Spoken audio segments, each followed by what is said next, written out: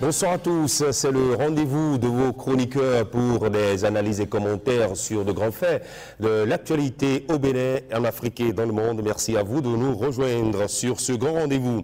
En ouverture ce soir, retour sur l'essentiel des faits qui ont alimenté l'actualité au Bénin cette semaine sur le plan politique. Pas grand mouvement en tout cas, et vous le verrez dans la météo d'Alberto Mardoché Gounou. On voit juste se renforcer l'axe Cotonou-Porto Novo avec ses rencontres répétées. Bouniaï, Adrien Houbidji, le président du parti Les Démocrates et l'ex-président du parti du Renouveau démocratique se sont à nouveau parlé sans grandes annonces sur leurs projets présents et futurs.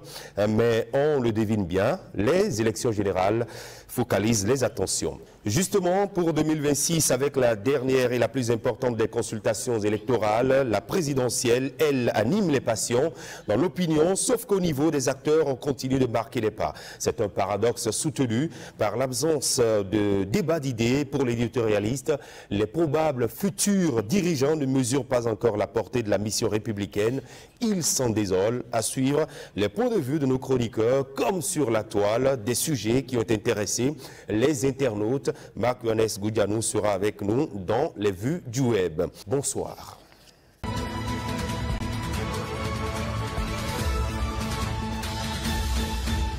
Nous vous avons en entrée. Bonsoir à vous, Alberto Mardoché Gounou. Bonsoir, Christian Adandédian, amis téléspectateurs. Bonsoir et bienvenue dans la météo politique. Dans un instant, nous verrons avec vous, Mardoché, à quoi ressemble le ciel politique au Bénin cette semaine. Mais avant, deux faits majeurs ont retenu votre attention dans l'actualité. D'abord, l'axe Cotonou-Porto Novo ou Porto Novo-Cotonou qui se renforce avec les rencontres successives Bouniaï et Maître Adrien Houbidji. Une énième rencontre entre les deux hommes politiques, mais sans grande annonce. L'ancien président de la République, Bouniaï, président du parti de l'opposition Les Démocrates et l'ex-président du PRD, Maître Adrien Houbidji, ont eu une nouvelle séance d'échange le dimanche 29 juin dernier. Sur environ 3 heures, les deux personnalités se sont entretenues sur plusieurs sujets. Pour certains observateurs et analystes, ces retrouvailles répétées laissent penser à une coordination stratégique, une mise au point sur des projets politiques communs à quelques mois des élections générales, même si jusque-là, nous n'avons aucune déclaration officielle du contenu de leur série de discussions. Les suites de la déclaration de l'ex-ministre Paulin Aponan, le Haut-Commissariat à la prévention de la corruption lance une commission spéciale de vérification. C'est dire que le gouvernement ne veut pas laisser le doute s'installer après les accusations du ministre Paulin Aponan sur un possible détournement de plusieurs dizaines de milliards dans son département ministériel. Une commission spéciale a été mise en place pour faire toute la lumière. Selon Maître Jacques Migan, haut-commissaire à la prévention de la corruption, la démarche consiste à apprécier avec objectivité les faits rapportés, le cas échéant, d'évaluer les dispositifs institutionnels et administratifs de prévention de la corruption en vigueur dans le dit ministère. On va à présent passer à la météo.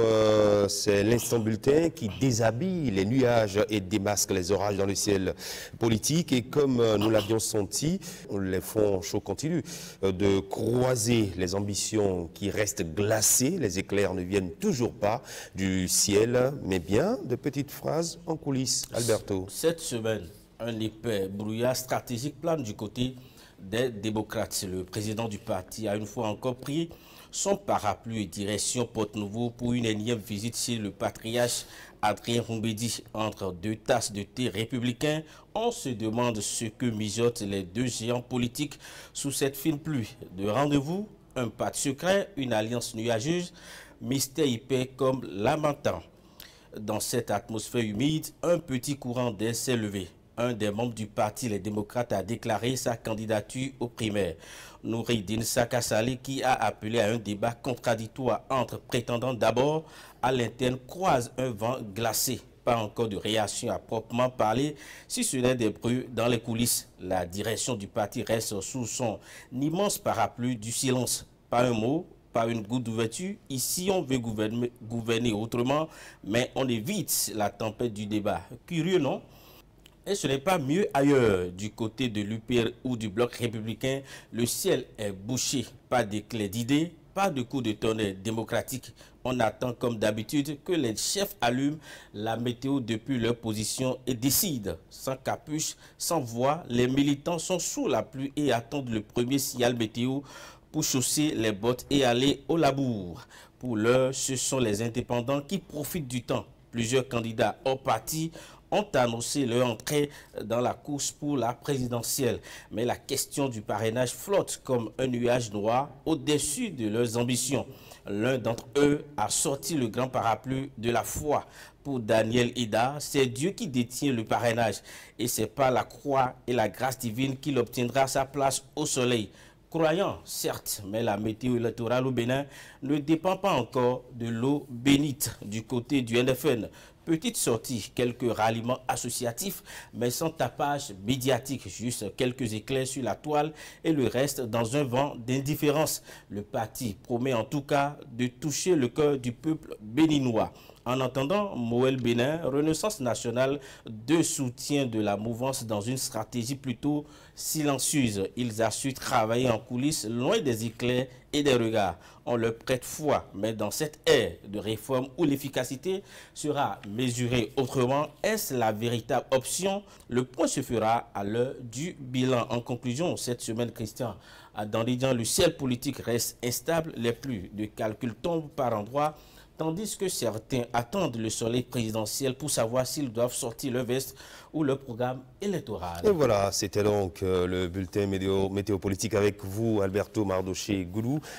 Merci beaucoup. Vous continuerez d'observer le ciel politique pour nous et dimanche prochain, on va y revenir dans cette rubrique. C'est juste un plaisir pour nous de vous avoir. Allez, bonne suite.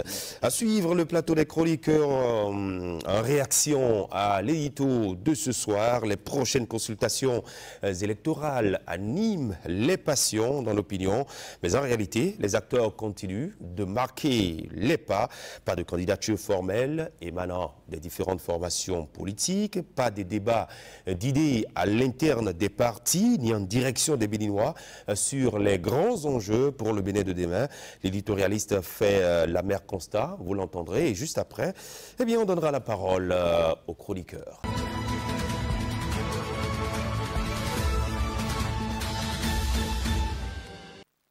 Point de vue à présent avec nos chroniqueurs installés en plateau. Toujours un plaisir de vous retrouver chaque dimanche soir sur le grand rendez-vous. Bonsoir à vous, Marc-Johannes Goudianou. Oui, bonsoir Christian Dandédian, bonsoir à tous les amis téléspectateurs internautes. Une semaine bien passée? Oui, très bien, par la grâce de Dieu. À tout Seigneur, tout honneur. Merci. Hermana Niamboussou, bonsoir. Bonsoir Christian Dandédian, bonsoir à tous les amis du grand rendez-vous du Canal 3 Bénin.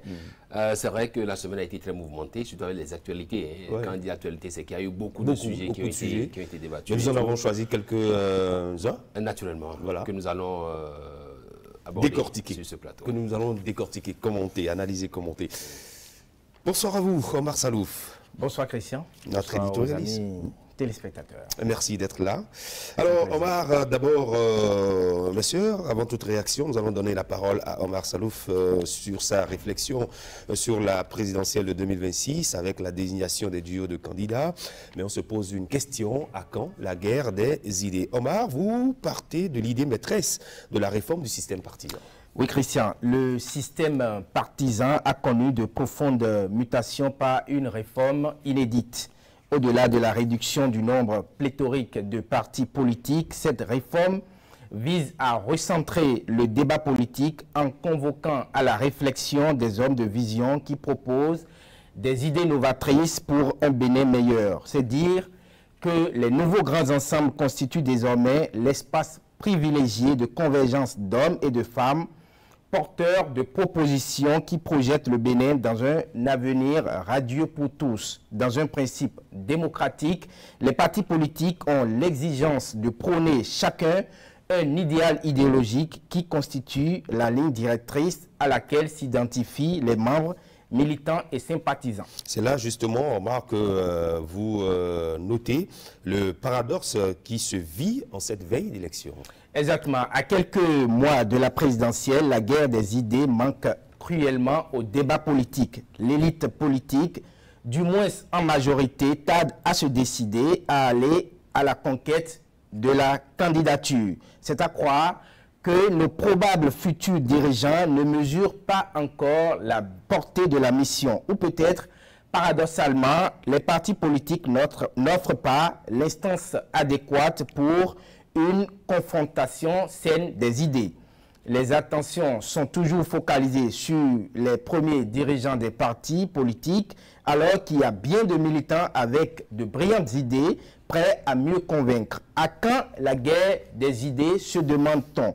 Cette guerre des idées fera vivre les partis politiques à l'interne et va nous révéler les valeurs individuelles, les talents politiques tapis dans les partis. Grâce au débat au sein de ces partis, un candidat à la candidature, porteur d'ambition, peut se positionner clairement sur les grands sujets d'enjeu au Bénin, tels que le développement économique, la lutte contre la corruption, l'éducation, la santé, la sécurité et bien d'autres. Dans les grandes démocraties qui nous servent de modèle, le débat politique n'est pas tenu uniquement par d'éternels leaders.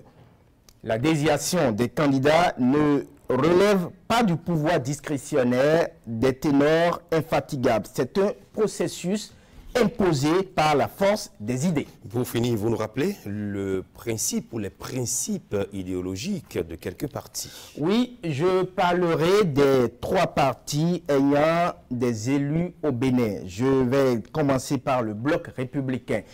Être républicain signifie défendre les valeurs de liberté et d'égalité et promouvoir la participation active des citoyens dans la vie politique.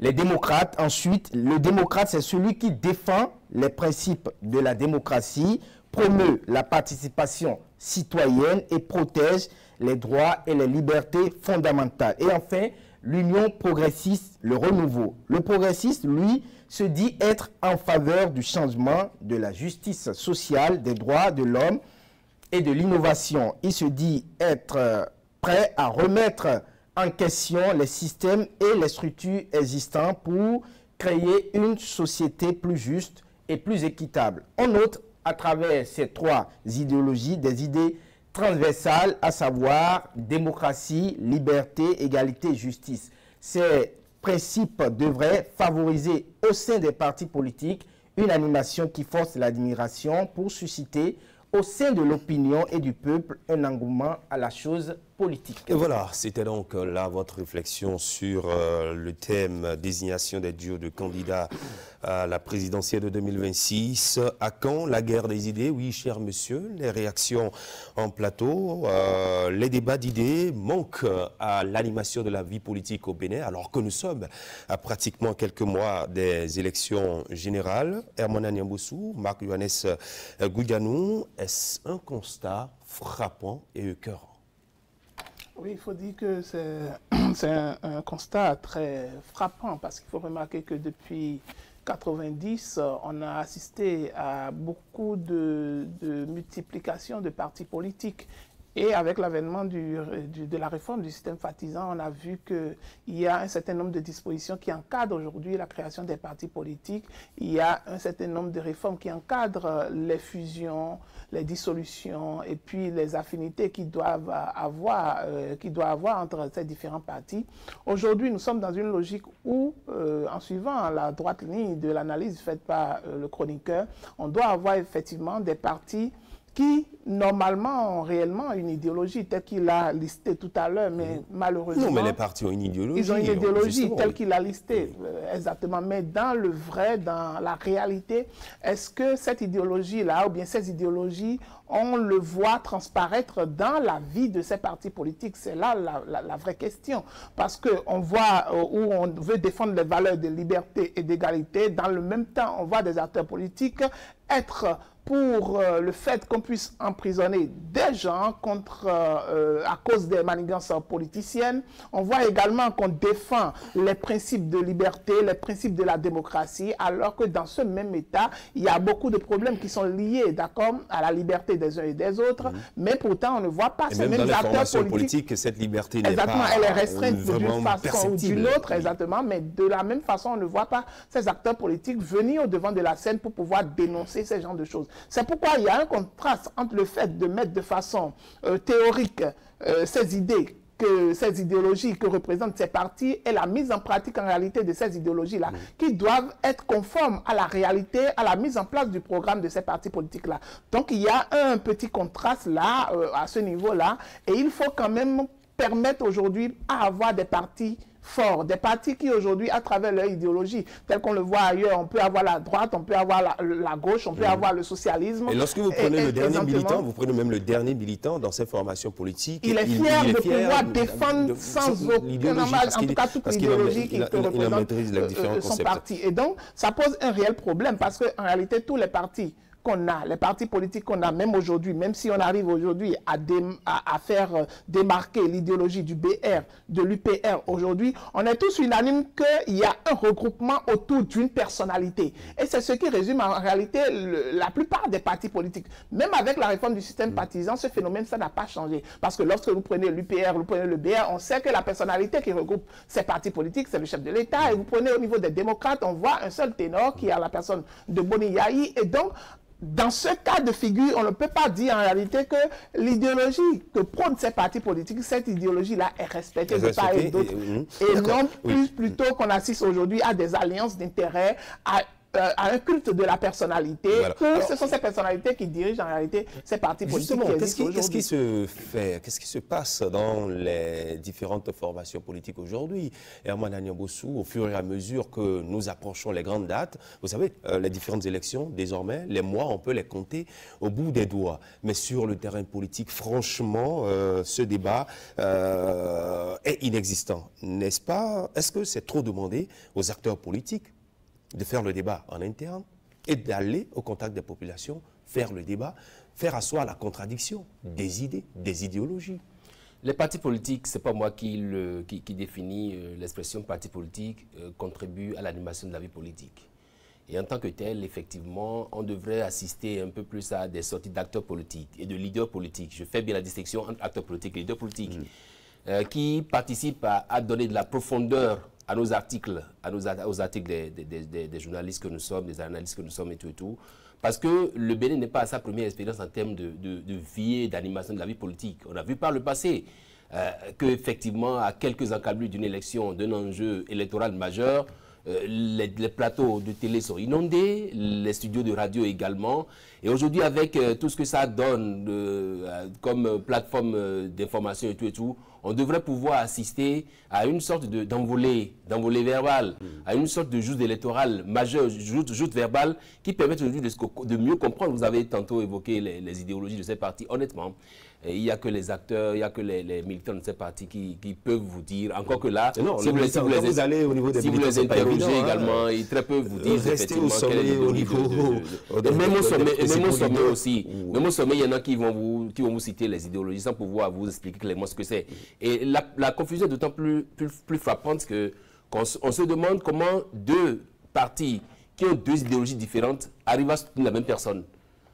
Parce que, justement, on se dit qu'on ne peut pas être, c'est pas, socialiste, être capitaliste, ou quand on dit capital à visage humain, ou développement à visage humain, et soutenir la même personne. Donc, aujourd'hui, il y a une sorte de confusion, il y a la confusion qui est là depuis. Et vous savez, ce qui gêne surtout, c'est ce comportement d'évitement des acteurs politiques face à des problèmes cruciaux. De l'actualité, sans doute que nous allons aborder vu sur le web et tout. On n'a pas entendu, à part le parti politique du mise en cause, on n'a pas entendu d'autres formations politiques se prononcer, on n'a pas entendu... Et le parti politique, c'est juste un communiqué pour dire, nous on se désolidarise de ce que le monsieur a dit. Donc je pense qu'en réalité, aujourd'hui, le débat politique manque à l'appel. Et pourquoi? La grosse interrogation, on l'a ainsi faite, mais ce qui fait que ça manque à l'appel, c'est qu'il n'y a pas de proposition spécifique. Aujourd'hui, quand on prend les acteurs politiques, ceux qui aspirent au fauteuil présidentiel de Talon, d'après Talon, vous diront, soit ils sont pour Talon, donc continuer ce que Talon a fait, ou alors ils vont contre Talon, et donc en retournant dans le système Yayi. Ça veut dire qu'aujourd'hui, il y a une forme de cristallisation du débat autour de deux personnalités, de sorte que tout est aujourd'hui comme dans des bulles, et on n'arrive plus à décortiquer, on n'arrive plus à savoir réellement ce que ces acteurs nous proposent pour les prochaines élections qui sont déjà notre barbe et à nos portes. Alors, vous vous êtes posé la question, à quand finalement la guerre des idées? Est-ce que lorsque vous observez un peu le fonctionnement interne des partis politiques, place sera faite à la guerre et à la véritable guerre des idées, au débat, qu'on permette aux différents acteurs qui sont membres de ces formations politiques de proposer, de s'affronter, si éventuellement il peut y avoir des primaires dans ces formations politiques, que les différents candidats s'affrontent et proposent, quitte à ce que le parti puisse dégager un vrai acteur ou les duos de candidats qui vont porter ensuite les idées énoncées. Alors, tout laisse à croire qu'un jour, on serait là et qu'on va nous montrer les candidats que les partis ont désignés, sans pour autant qu'on soit informé au préalable qu'il y a eu des guerres, qu'il y a eu des confrontations entre deux personnes qui aspirent à la fonction présidentielle. L'un qui a dit que lui pense que pour l'après-talon, il faut faire les choses d'une certaine façon, et étant, par exemple, membre du parti Les Démocrates, qu'il pense que après talon, il faudra faire les choses d'une certaine façon et qu'il faudra orienter le développement du pays d'une certaine façon et tout. Mais on est là, on a l'impression qu'un jour seulement, on va nous présenter des candidats. Rien ne prouve actuellement que cette confrontation d'idées est palpable et réelle dans les partis politiques. Justement, même quand vous discutez, quand vous échangez avec les membres de ces formations politiques, ils ont les bras croisés, ils vous disent toujours, ils vous disent que rien n'est encore fait, que rien n'est encore décidé, il n'y a même pas de petit droit qui soit levé. Il y a certains qui disent que c'est parce que nous ne sommes pas des partis politiques que nous ne savons pas qu'il y a des débats qui se font et que les débats se font à quel niveau? Les débats se font en sourdine et qu'ils ne sont pas obligés de nous le faire savoir. Et c'est là que je constate que le peuple n'est pas considéré. Parce que si de pareils débats devraient se faire dans les partis politiques, le peuple devrait être informé pour savoir que ceux qui aspirent à le diriger ont telles ambitions, ont une certaine vision pour le pays. Et donc, le débat ne devrait pas faire à l'interne, de façon cachée. Ça devait être sur les plateaux de télévision, dans les radios et tout, sur l'Internet. Et même tout. Sur la place publique, sur vous organisez un débat où vous réunissez les militants. Comme de l'État, la Tchakpodi. Voilà. Et donc, dans ces conditions, on n'est pas certain que cette guerre des idées tant souhaitée aura lieu. On est plus que certain qu'à un moment donné, les candidats seront choisis et nous serons obligés de nous... Quand vous dites que vous n'êtes pas certain, est-ce que ce n'est pas faire foi à ces formations politiques et qui ont une idéal à défendre à un moment donné? Nous avons vu ces partis politiques depuis le départ de la réforme du système partisan, on va dire 2018-2019 jusqu'à aujourd'hui. On n'a pas encore vu de ces genres de débats. C'est vrai que c'est un processus d'apprentissage, mais actuellement, nous sommes à une expérience fondamentale pour cette réforme du système partisan. C'est maintenant que devraient commencer ces débats-là. C'est maintenant qu'on devrait libérer la parole dans ces formations politiques. Parce que quand on regarde un peu ceux que nous copions ou bien ceux qui sont des modèles démocratiques, les grandes démocraties, actuellement, j'aurais du mal, ou bien beaucoup de personnes auront du mal à vous dire qui est le président du parti de Donald Trump. Mais c'est Donald Trump, on a toujours vu. Parce qu'il est porteur d'idées, il est porteur d'ambition, il est membre, il est militant simple, mais parce qu'il a des idées, parce qu'il a des ambitions, il a été propulsé grâce à ces idées-là, grâce à des gens qui ont estimé que ces idées sont valables. Et justement, et nous avons à plusieurs reprises suivi un peu le déroulement de la campagne aux États-Unis. Comment déjà à l'interne, au sein des formations politiques, ça s'affronte? Nous avons un problème déjà au niveau de la naissance ou de la création des partis. Et même au niveau de notre démocratie qui a commencé par naître d'abord véritablement à partir des années 90, où en réalité le Béninois n'a pas, ou bien même les leaders politiques et même les leaders au sein des partis politiques n'ont pas une réelle culture politique. La culture politique d'abord, ça passe par l'idéologie du parti d'abord, qui doit être enseignée d'abord, non seulement aux militants des partis, mais également aux leaders qui sont au sein de ces partis-là. Et donc, en leur enseignant cette idéologie, ça leur permet en réalité de faire valoriser leur idéologie à travers les débats publics que ces personnalités, que ces hommes politiques font. Justement. Et donc, généralement, au sein des débats politiques, au lieu de pouvoir débattre des sujets qui intéressent beaucoup, pour la plupart, les citoyens, c'est-à-dire les sujets liés au développement de l'économie, liés à la santé, liés à l'éducation, on n'assiste pas généralement à ces genres de débats. On assiste à des débats de guerre de personnes.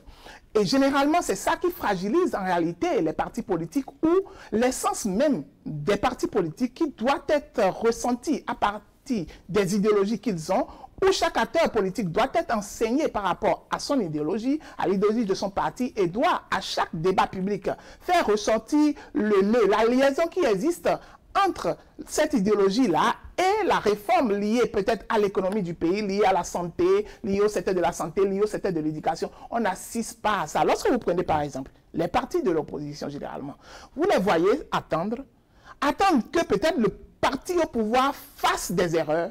Et c'est sur ces erreurs-là qu'ils font des sorties médiatiques pour pouvoir surfer sur ça. Alors que normalement, ils ne doivent pas attendre cela. Les débats d'idées au sein des partis politiques doivent se faire de façon permanente, liée aux problèmes que ressentent les citoyens à la base. Et c'est pour ça, parce qu'on a réellement, lorsque vous prenez le secteur de la santé, est-ce qu'on n'a pas des problèmes aujourd'hui qui sont très cruciaux, liés par exemple au problème des dialysés, par exemple? Combien de fois les leaders politiques au sein de ces partis, que ce soit au niveau de la mouvance ou bien de l'opposition, ont pu mener des débats d'idées liées à ça, proposer des solutions adéquates par rapport à ça. Et donc, on a une faible culture politique sur lesquels vous allez réagir, Raymond. Vous avez parlé de culture politique. Je vous trouve raison que la culture politique manque. Les idéologies sont deux. Quand on prend l'espace politique béninois, il y a deux idéologies calquées. L'idéologie de l'opposition, c'est tout ce que fait le gouvernement est mauvais. L'idéologie des partis de la mouvance, c'est tout ce que fait le gouvernement est bon. Ça s'arrête là. C'est souvent ce qu'on a l'habitude de voir. Justement, là aussi, on peut faire le débat. Tout ce que fait le gouvernement est bon. Mais il faut mettre cela sur la table. Quels sont les sujets qui doivent intéresser et expliquer en profondeur. Et non, quand on vient, par exemple, dans un débat, on dit on a fait les routes, on a fait ci, on a fait ça. De l'autre côté, on dit non, c'est pas de bonne qualité, c'est de très mauvaise qualité. Parfois, on veut toujours comparer un mandat à un autre mandat. Malheureusement, c'est pas ce débat qu'il faut. On est dans cela tout le temps. Et même quand on va dans les partis politiques, quelqu'un l'a rappelé tout à l'heure, dans les partis politiques, je n'affirme pas, mais j'ai presque la conviction que même dans les bureaux politiques, même dans les directions exécutives nationales, il y a des gens qui ne maîtrisent pas l'idéologie de leur parti politique. D'accord. Je pense que les réformes politiques au Bénin ont instauré beaucoup de choses. Je ne sais pas dire ou quantifier ce qu'il y a de positif et quantifier pas ce qu'il y a de négatif. Mais je note simplement que les réformes politiques ont créé ce qu'on pourrait appeler une sorte, un silence assourdissant. Vous avez des acteurs politiques aujourd'hui qui ne parlent plus, qui se taisent et qui subissent le diktat des leaders politiques. Aujourd'hui, et c'est là que je faisais la distinction entre acteurs politiques et leaders politiques. Le leader politique, c'est dans sa région d'abord. Il est d'abord leader dans sa région. Aujourd'hui, quelqu'un dans sa région, dans sa circonscription électorale, doit pouvoir lever le petit doigt et se faire porter par la base. Est-ce qu'on tient compte de ça? Je ne pense pas. Et quand vous parlez un peu des duos de candidature, des débats autour des duos de candidature, il n'y a pas de débat autour. Tout le monde sait que justement, on n'en parle même pas. Les rares qui essaient de lever le doigt, Nouroudine Saka Saleh, qui dit qu'il est candidat à la candidature du duo présidentiel, et il n'est pas sûr d'être porté par le parti. Aujourd'hui, tous les acteurs politiques, que ce soit du camp présidentiel comme du camp de l'opposition, regardent seulement qui? La bouche de Patrice Talon. Oui, Patrice Talon qui va doiter, qui va dire attention, voici celui que je désigne. Et Boni Yahi qui va dire voici celui que nous disons. Et Patrice Talon, attention. Est-ce que là, on n'est pas en train de leur prêter des intentions? Non, quand Patrice Talon. La liberté sera donnée aux formations politiques de choisir. Quand Patrice Talon, en pleine interview avec nos collègues, nos confrères internationaux d'une chaîne internationale ou de deux chaînes internationales, disait qu'il est possible qu'ils s'entendent avec l'opposition pour avoir un duo de candidature. Ne prenez pas ça à la légère. C'est-à-dire qu'aujourd'hui, on se demande si, effectivement, Boni Yahi fait vraiment le jeu de son camp. est-ce que Boni Yayi n'a pas déjà entrepris des choses? C'est vrai que quand on le voit dealer avec Adrien Oumbédi, on se pose des questions, mais moi je ne fais aucune question. Je me dis, si Patrice Talon a pu sortir ce mot, ne soyez pas surpris que ce soit une candidature pour les deux. Et donc, vous voyez, c'est un peu complexe aujourd'hui. Et quand c'est comme ça, il n'y aura pas de débat. Et quand tout à l'heure, il faisait allusion au peuple, le peuple, on n'en a que, c'est pas... Le peuple, c'est pas le problème. Mais ce qui se constate après, c'est quand on va aux élections et que nous sommes 6 600 000 d'électeurs convoqués et que vous voyez que c'est à peine 1 million, même pas 1 million qui vont voter, ça veut dire qu'on fait l'impression des bulletins uniques ou des bulletins si, on fait tout ça, on déploie tout ce matériel-là pour que ce soit à peine, 20% ou 25% de gens qui vont voter parce que la population ne se sent pas concernée par ces débats. Or, de la confrontation des idées, de la guerre des idées que vous souhaitez de tous vos voeux, doit naître la lumière. Les gens doivent se dire, attention, sur telle question, alors, voici la position de tel acteur politique. On peut toujours l'espérer. Non, on n'espère rien. Moi, je n'espère rien. Avant la clôture des là, c'est un peu difficile. Vous avez évoqué tout à l'heure, Herman également l'a évoqué. Lorsque vous voyez un certain Yayi Boni chez Adrien Oumbédi, lorsque vous voyez tout récemment un certain président Soglo chez Talon, d'accord? Lorsque vous voyez ces clivages-là, est-ce que cela pressent qu'il y a réellement, il peut y avoir réellement des débats d'idées au sein des partis? Non, parce qu'on voit des hommes politiques très forts qui se rencontrent pour définir l'avenir du pays en réalité, compte tenu de leurs intérêts, de leurs alliances d'intérêts. Et dans ces cas de figure, vous ne pourrez rien espérer au sein des partis politiques. Parce que vous les voyez. Vous voyez combien de fois, combien de visites il y a.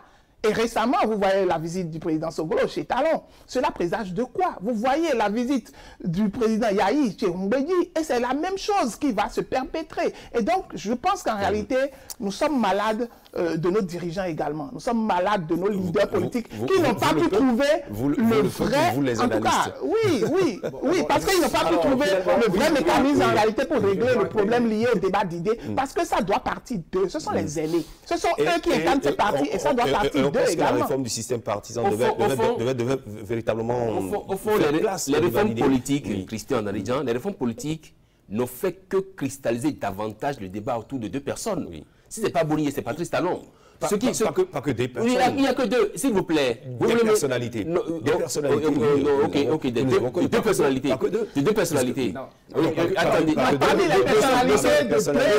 De sorte qu'aujourd'hui, vous avez beau être, c'est pas, porteur d'idées, d'idéologie, de conviction, d'un projet de société. Vous devez attendre. Si le camp présidentiel ne vous donne pas des parrainages, vous n'irez pas aux élections. C'est-à-dire que vous êtes là, vous sentez l'odeur,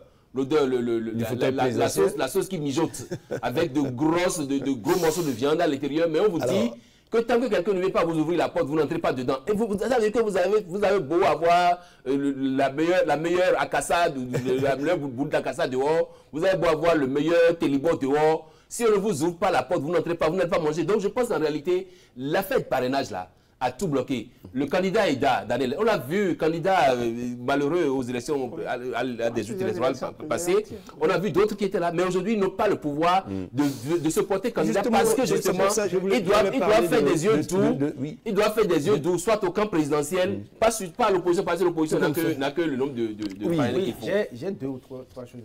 Quand on voit les vieux, les anciens, oui. Les anciens dirigeants. Se rendre vite. Bon, les vieux à la retraite, ils sont... Dans le même temps, ils sont libres d'aller sur... Un jeune demande un débat d'idées. Ils sont libres. Exactement, dans un parti politique. Qui s'appelle les démocrates. Ils sont libres d'aller se rendre visite. Ils sont libres de se défouler. C'est pas forcément qu'ils décident de Ils ne sont pas en train de se défouler. Ils parlent du pays, ils parlent de l'avenir du pays, ils discutent. D'accord. Ce n'est pas une vie de courtoisie. Le contexte politique actuel fait, même qu'on ne peut pas dire qu'ils se défoulent. Ils veulent décider du sort du pays. Et là encore, la fois dernière, je vous ai dit, un peu d'eau. Je voulais dire, j'ai dit qu'il me semble qu'il y a une invisible derrière, qui veut que les choses soient un peu bousculées pour voir vraiment quelle est la poigne de ces leaders. Oui, je voulais dire en réalité que les aînés, ils se rencontrent, ils décident.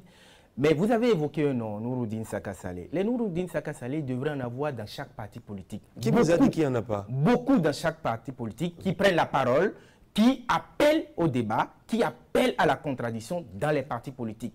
Ce faisant, ça va susciter davantage d'engouement chez d'autres jeunes. Le mode de fonctionnement n'est pas identique dans les formations politiques et chacun n'a pas la poigne. La poigne, il doit en avoir. Alors qu'on est acteur politique, il faut avoir la poigne. Il doit en avoir chez un acteur politique qui aspire à diriger le pays, ne serait-ce qu'une petite parcelle de pouvoir. D'accord. La poigne, il doit... En attendant, ce sont les indépendants qui font leur show. Oui, voilà qu'il y a une bonne volonté, comme nous dit Saka Saleh, vous l'avez dit, bientôt 3 semaines.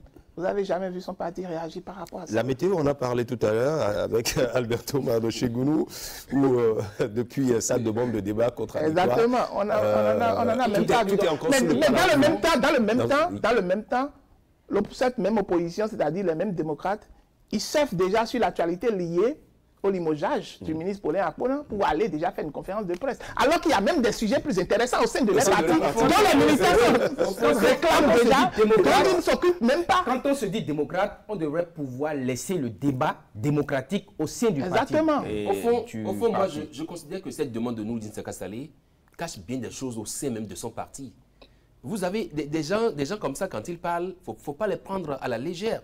C'est parce qu'ils sentent déjà qu'au sein de son parti politique-là, ce débat ne se fait pas et ne se fera pas. Exactement. Ils sentent qu'au sein de son parti politique-là, ils vont attendre un bon matin ou une nuit. Non, la nuit, on va les convoquer. La nuit du 11 octobre 2000.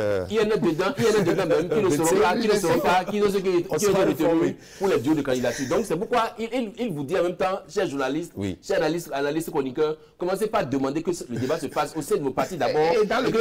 Parce que dans les autres partis politiques là, il n'y a pas ce débat. Quand vous interrogez, quand vous avez des amis politiques, quand vous échangez avec eux, ils le disent, ils vous disent qu'il n'y a pas de débat, il n'y a pas de débat. Personne n'ose lever la petite voix. Le temps, il reste encore le temps. On est encore à pratiquement 3 mois du dépôt des dossiers de candidature. Le débat politique à l'intérieur des partis politiques peut se faire en une semaine, peut se faire en une journée. Donc, rien n'est encore. Un journal qui publie dans la semaine, par exemple, que Moundete, par exemple, est le choix de Boni Yaye. Et donc, vous imaginez déjà l'impact négatif que cela peut avoir au sein des partis politiques. Déjà qu'un militaire demande un débat et que le débat ne se fait même pas, et déjà qu'on sent déjà au sein de ce parti-là qu'il y a une orientation. Encore 3 mois, c'est ça? Oui, pratiquement. C'est que vous minimisez un peu la force de la population. Parce que vous voulez faire quel débat pour que les populations qui sont en majorité analphabètes, qu'on puisse transiter ce débat et leur faire entendre ça, qu'ils comprennent le contenu. Le débat peut être fait après la clôture du dépôt des dossiers. Au fond, c'est-à-dire qu'on n'accorde aucune importance aux électeurs, en fait. Dans le jeu qui se fait aujourd'hui, au Bénin, c'est qu'on ne considère pas l'électeur. Sinon, en temps normal, le débat doit être déjà fait, transcrit en plusieurs langues, on reviendra sur le traduit. Et diffusé sur nos radios communautaires et tout partout, par les canaux digitaux et tout, pour que les populations puissent comprendre réellement, puissent savoir ceux qui vraiment portent leurs aspirations. En attendant, ce sont les indépendants qui occupent le terrain avec leur déclaration de candidature. Il y a les parrainages, ils sont bloqués pour les parrainages. Et puis, comme je l'ai dit, le match amical de 2021 ne sera pas le match 2026 parce que Patrice Talon sait qu'il a notre parti et il n'a aucun intérêt à ouvrir la vanne, sinon ils vont se faire acquérir. Maguanes Goudianou, cette semaine, le web au Bénin a encore montré, je dirais, sa capacité à réagir sur des faits entre indignation, ironie, moquerie, humour. En tout cas, 3 faits ont particulièrement agité la toile cette semaine. D'abord, les excuses publiques du ministre Paulin Akpona, débarqué du gouvernement il y a quelques jours. Le procès à la criette de 2 vendeuses en ligne de médicaments pour avortement. Vous voyez un peu le risque que cela, d'ailleurs, peut représenter sur la santé humaine. Et puis, enfin, un championnat que Herman Anyamboussou connaît très bien. Je n'ai pas dit que vous avez participé à ce championnat. vous connaissez bien, puisque pour avoir fait l'UAS et non l'UNB. L'UNB d'abord, oui, en fait, quand même. Il faut respecter les anciens. Un ancien. Il faut respecter ceux qui ont vécu et ceux qui ont vécu. J'ai fait l'UNB avant que l'UAC et l'UNIPA. D'accord, on va y revenir tout à l'heure dans le troisième sujet. Très rapidement, on commence par le premier. Oui, on commence par le premier, puisqu'on a assisté la semaine dernière au limogeage du président, du ministre Paulin Akpona, suite à ses déboires, à ses frasques qu'il a eu à faire à Parakou en compagnie d'un homme politique, Rachid Badamansi. Et bien sûr, suite à cela, il a été limogé. Et bien sûr, il a présenté ses excuses sur la place publique à travers un communiqué que l'un des journaux a pu mettre sur sa page Facebook, je vais parler de Banuto, qui dit Akpona s'excuse après cette déclaration à Parakou. Il présente ses excuses à son prédécesseur, à Dambi, le président Talon et à tout le gouvernement. S'en est suivi encore quelques réactions des internautes. Nous pouvons avoir un premier internaute qui a réagi sur la question pour dire Abel Afis qui dit c'est trop tard, même un élève qui vient d'obtenir son bac fraîchement ne peut jamais tenir ce genre de propos diffamatoires.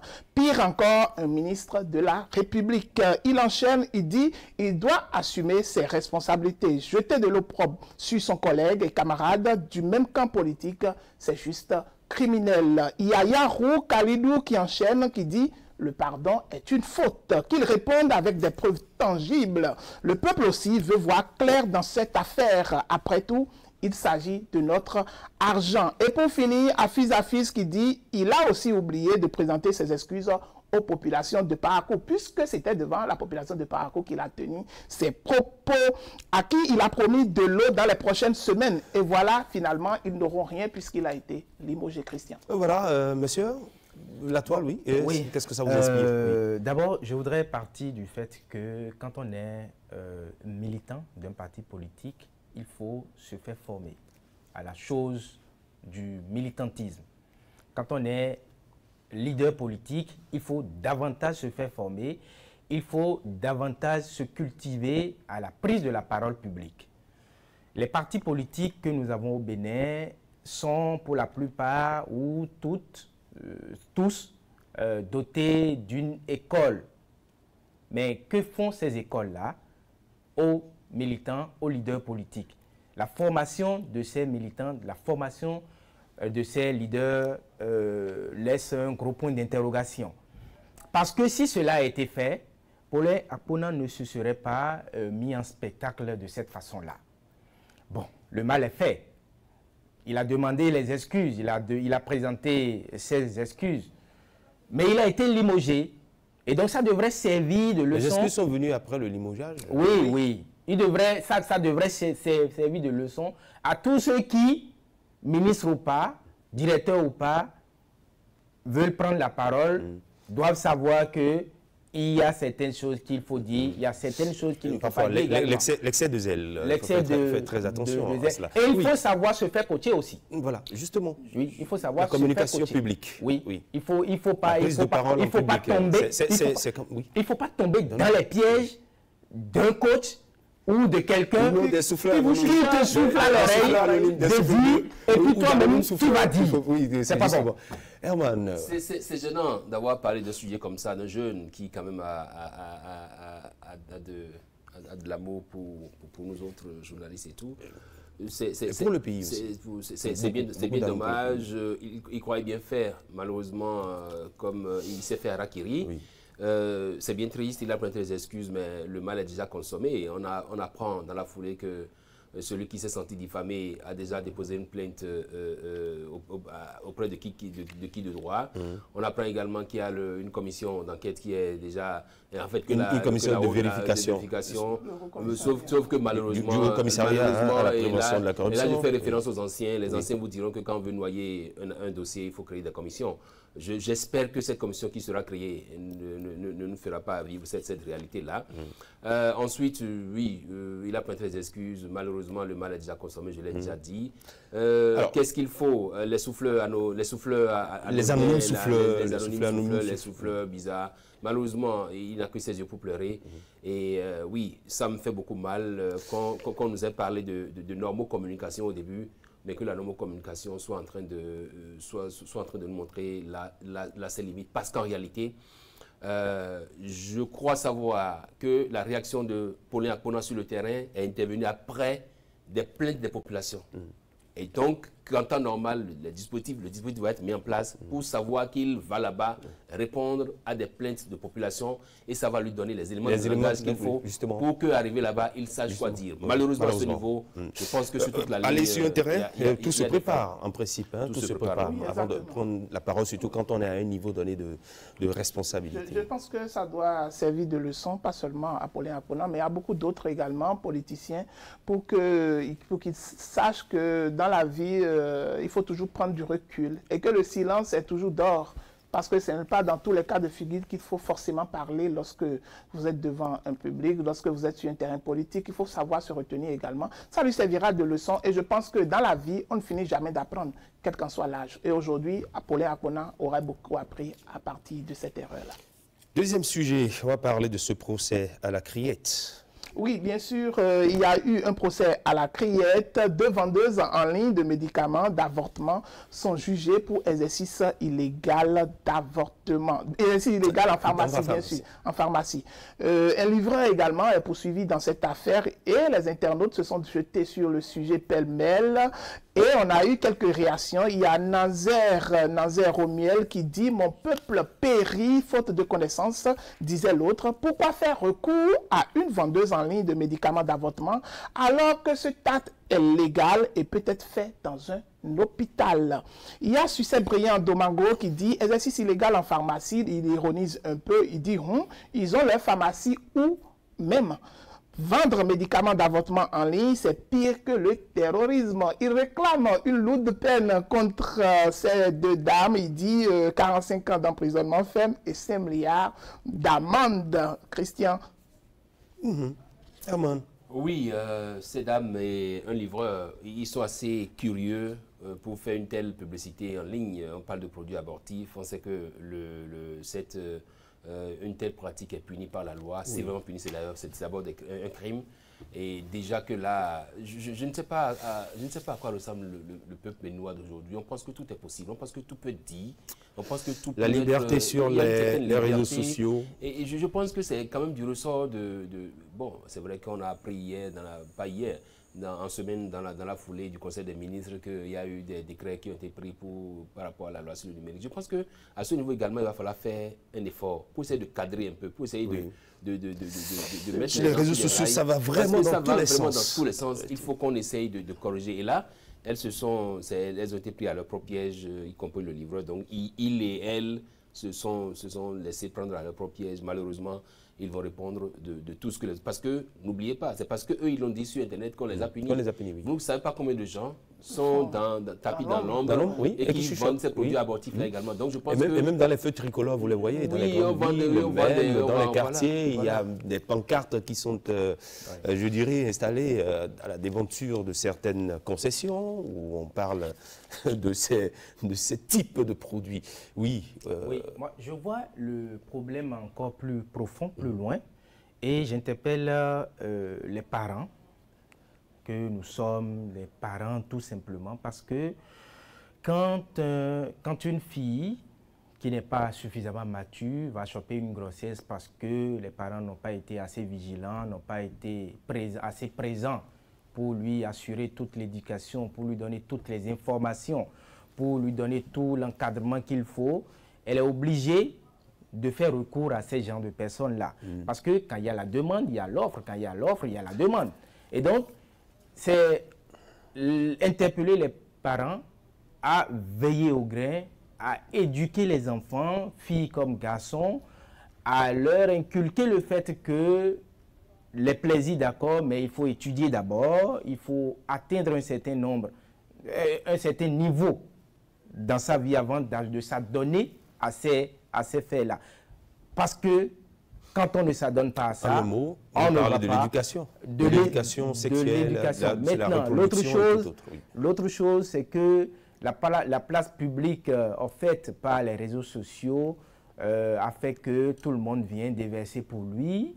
Et en dehors de ces produits abortifs-là, il y a également ce qui concerne nous les hommes, avec le stress du pays où les hommes n'arrivent plus à être opérationnels convenablement, ils sont obligés de faire recours à ces vendeuses-là pour être bien en forme.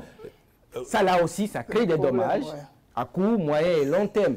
Il faut encadrer. C'est en cela que je trouve heureux la décision de la HAC qui interdit ces genres de publicité parce que quand on se sent mal, on va voir un médecin qui pose le diagnostic et qui pose le traitement également. Et donc, il faut éviter de s'adonner, de faire recours à ces genres de médicaments qui créent d'énormes désagréments. C'est dire donc que les médias ont également un rôle prépondérant à jouer, surtout quand on rappelle la décision de la HAC qui interdit la publicité sur les médicaments, la pharmacopée, les tradis praticiens qui passent de plateau en plateau pour expliquer. En réalité, c'est un problème social parce que le plus grand problème, d'abord, Omar l'a souligné, c'est que ça part de l'éducation qu'il faut donner aux enfants. Vous voyez des petites filles de 16 ans aller faire avortement, des petites filles de 18 ans aller se faire avorter pour un rien, parce que ne respectant pas les dispositions qui ont été mises en place pour pouvoir mieux se protéger lors des rapports sexuels. Et donc, elles se livrent comme ça.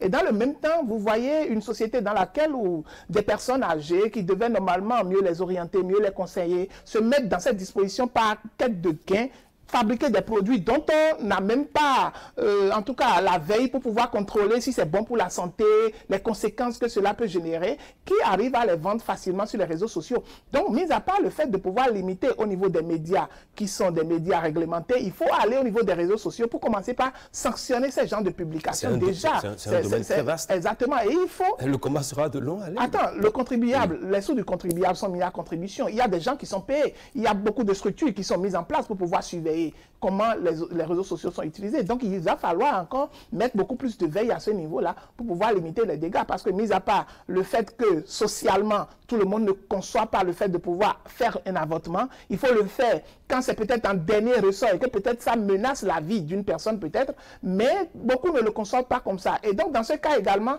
qu'aujourd'hui, on le prenne comme une facilité où tout le monde, les petits enfants, les petites filles peuvent déjà aller faire l'avortement de façon très facile, ça crée vraiment un problème social très crucial. On rebondit sur un propos de Eman qui dit que ça là, c'est parce qu'on le voit, qu'on le dénonce, qu'on ne voit pas. Il y a un autre aspect très important, les pilules de lendemain que les jeunes filles prennent à la pharmacie. Il y en a qui en prennent tous les jours ou tous les mois, alors qu'il est dit que ce truc ne doit pas être pris plus de 2 fois l'année. Donc, il y a des sujets sur lesquels les médias devraient revenir pour éduquer, pour informer les jeunes filles et les jeunes garçons, de sorte qu'ils ne doivent pas se livrer à ces genres de débauches. Vous parlez en connaissance de cause, puisque vous êtes... Oui. Je suis délégué médical. Il est délégué médical. Voilà, en plus d'être un grand acteur des médias. Je pense que ce qu'il faut saluer, c'est la fermeté de la HAC actuelle, de la mandature actuelle de la HAC. Qui, en prenant la décision d'interdire aux médias de passer ces publicités bizarres-là, de médicaments qu'on vend sur... Non, vous les voyez même bien s'asseoir. Ils viennent s'asseoir en plateau pour dire qu'ils vendent tel produit. Mais je voudrais également demander à cette HAC-là d'interpeller les directeurs départementaux de la HAC pour, à l'effet de veiller vraiment à l'application scrupuleuse de cette décision-là. Parce que les médias, quoi qu'on dise, ont contribué pour une large part à ce à quoi on assiste là aujourd'hui. Vous voyez des gens qui sont devenus des super puissants, des supermen, des super maîtres guérisseurs, des super guérisseurs. Alors même que, si vous savez bien faire, ça n'a pas besoin de publicité. Et vous laissez dans votre coin des gens qui d'ici vont jusqu'à Zairando parce qu'on a appris qu'il y a un vieux là-bas qui est très efficace. Si on a utilisé, c'est efficace. C'est efficace, il en parle. Donc c'est de bouche à oreille. Nos anciens n'ont pas eu besoin de WhatsApp. Ils n'ont pas eu besoin de WhatsApp ni des plateaux. Donc je pense qu'en réalité, il faut travailler à ce que ces mesures-là s'appliquent. Et je pense que c'est la Criette qui doit, je crois, être saisie de ce dossier. La Criette doit... Non, mais c'est la Criette qui s'est saisie. La sanction dans ce dossier doit être pédagogique pour que les gens puissent comprendre effectivement que, attention, c'est pas tout qui est permis. Lorsque vous parlez de pédagogie, vous y mettez quoi? Pédagogique parce que les gens pensent que quand on sanctionne, c'est juste pour frapper. Non. La justice sanctionne pour éduquer, pour que les autres puissent se dire attention, quand on fait ça, les peines d'emprisonnement, ça éduque. Et puis je voudrais également que dans la réquisition du ministère public, qu'il y ait assez de pédagogie pour qu'on puisse comprendre effectivement pourquoi est-ce que là ça permet à tous ceux qui s'y adonnent de faire attention et de ne pas tomber dans ce gros piège là aussi. D'accord. l'ancien de l'Université nationale du Bénin et de l'Université d'Abomey-Calavi a parlé. Et justement, l'Université d'Abomey-Calavi, on va y rester avec ce concours qui date d'une trentaine d'années déjà. Hein, et d'année en année, en tout cas, il y a des forts que nous découvrons. La 31e édition du délayage de Gari qui était à l'honneur sur le campus d'Abomey-Calavi.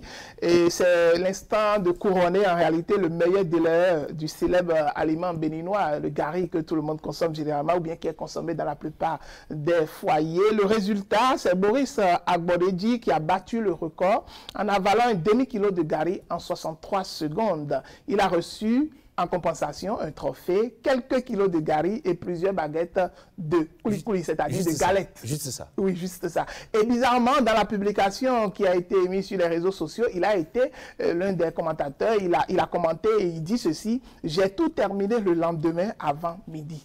Donc ça veut dire qu'il est fier de toujours continuer à consommer ce gari-là. Et il y a Achille Haché qui commente et qui dit: en Europe, un enfant de 17 ans gagne 5 millions d'euros par mois. Au Bénin, à 26 ans, on est délayeur de gari et on est fier juste à montrer sur les réseaux sociaux. Je rigole même. Il n'a pas seulement montré sur les réseaux sociaux, il a même commenté. Ah, et je continue avec Divin Melaël qui dit: Etekadi, vous n'avez trouvé d'autres compétences à évaluer chez les étudiants au lieu de faire d'eux les meilleurs délayeurs, s'interroge-t-il. Christian, ce sera tout pour les informations qu'on a sur la toile. Voilà les tendances du moment. Voilà les tendances du moment. On va voir. Qu'est-ce que vous en pensez? Celui qui dit qu'en Europe, il y a des jeunes de 16 ans qui gagnent 5 millions d'euros, bon, il n'y a pas, en Europe, tous ne gagnent pas autant. Mais en Europe également, il y a des compétitions de distraction qui n'ont rien à voir avec des sujets lucratifs parce qu'il faut se distraire. Et au Bénin particulièrement, on a nos stress que nous gérons au quotidien. Et donc, ces occasions-là sont offertes à tout le monde, aux participants, aux spectateurs, de se déstresser, d'oublier un peu les problèmes du moment et de rigoler un peu. C'est en cela que c'est dans ce sens-là que moi, je vois ce genre de compétition parce que après tout, il faut vivre pour manger. C'est du qu'il y a un peu de tout sur le campus. L'idée d'esprit, il faut rappeler que l'idée d'esprit, normalement, l'organisation de ce concours, c'est souvent 3 jours où il y a des expositions sur les produits locaux. Et également, ils sont en train de faire la promotion de la consommation locale. Mais ils ont essayé quand même d'agrémenter la chose par ce concours de gari qui se fait chaque année où on est à la 31e édition. Donc, mis à part ce que cela véhicule, c'est que l'on s'interroge, est-ce qu'il n'y a pas mieux à faire pour les étudiants sur le campus? Non, ce n'est pas que ça. Ça participe à l'animation. À l'animation, à la distraction. Et même chez les Européens, ils font concours de d'hamburgers, de pizza, ils font ces genres de concours juste pour se distraire. Oui, c'est bien. Quand j'ai entendu Omar parler de distraction, chacun a sa distraction. Mais au fond, le gari sur le campus était un aliment de soudure. Était ou non, était un aliment de soudure? C'était un aliment de soudure. C'est pas devenu. Aujourd'hui, le gari est devenu un aliment de prestige. Christian, faites attention. Si vous prenez le tongoro de gari aujourd'hui, c'est pas tout le monde qui prend tongoro de gari aujourd'hui dans le pays, parce que le gari a connu le gari, c'est désormais pratiquement de l'or.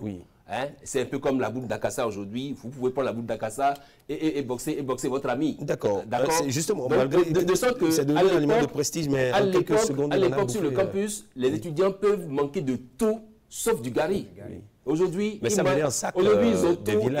ont tout sauf le gari. C'est-à-dire les sacs de gari venaient de leur village, surtout les communautés du Koufo, Adja et tout. Le gari était là. C'est-à-dire que quand on a manqué tout, il y en a même qui allaient au resto prendre du vonzou et qui ramenaient le vonzou dans leur cabine, ajouter du gari dessus, asperger d'eau, un peu d'huile, un peu de sel,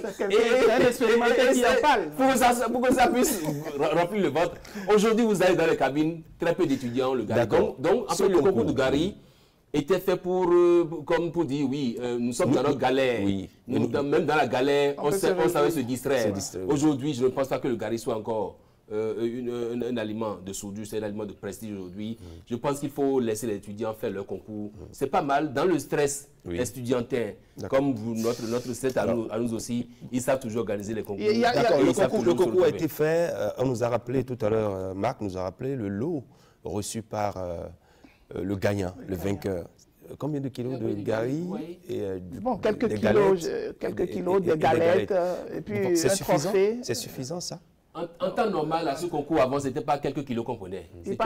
C'était un grand sac de gari qu'on vous offrait pour vous féliciter. Parce que justement, l'étudiant à l'époque, là, quand il finissait d'études, de faire promenade à étudier et tout, il se retrouvait pour délai du gari à aller dormir. Aujourd'hui, il n'y a plus ça. Donc, je pense qu'il faut quand même qu'il y ait des gens qui leur expliquent en fait l'idée derrière ce concours. Association des délais nocturnes, c'était un concours ADN. Association des délais nocturnes. Il y a un dernier commentaire que j'ai gardé pour la fin, qui est pour Valène. Il dit: mon frère, il faut aller à l'hôpital en même temps. Sinon, ce talent n'est pas bon. Quand tes frères travaillent pour avoir un bon travail, toi, tu préfères manger du gari, tu vas aller là. En réalité, ça soulève également un problème de santé. Parce que vous voyez, lorsque vous consommez autant de quantité en 63 secondes, ça pose également un problème de santé. Ce qu'il a pris comme récompense, il a tout fini avant le lendemain midi. Oui, donc les quelques kilos de gari ont été ingurgités en même temps et qu'il en fait une gloire. C'est sûr et certain qu'il s'est formé durant plusieurs années pour avoir ce talent. Allez, cher monsieur. Ça ne rend pas malade. Oui, pas du tout. Ah bon? Ça ne rend pas tout malade, le gari. Vous connaissez les intimes? Oh, non. Tout au plus, c'est se déparasiter et puis ça s'arrête là. Cher monsieur, merci beaucoup. Merci. C'était si ça rendait malade, des gens qui sont devenus cadres aujourd'hui dans le pays ne seraient pas cadres parce que il y en a qui délaient du gari. Il y en a qui délaient du gari tous les soirs sur le campus et qui sont des cadres de ce pays. À moins que vous n'ayez pas fait le campus. D'accord. Du Bénin. Merci Ils Herman. sont cadres, ils sont magistrats, ils sont partout. Merci Herman. Merci le gari les a beaucoup aidés. Omar Salouf, merci beaucoup. Merci Marc Boudianou. Nous étions donc sur le web avec vous. Ça fait à dimanche prochain.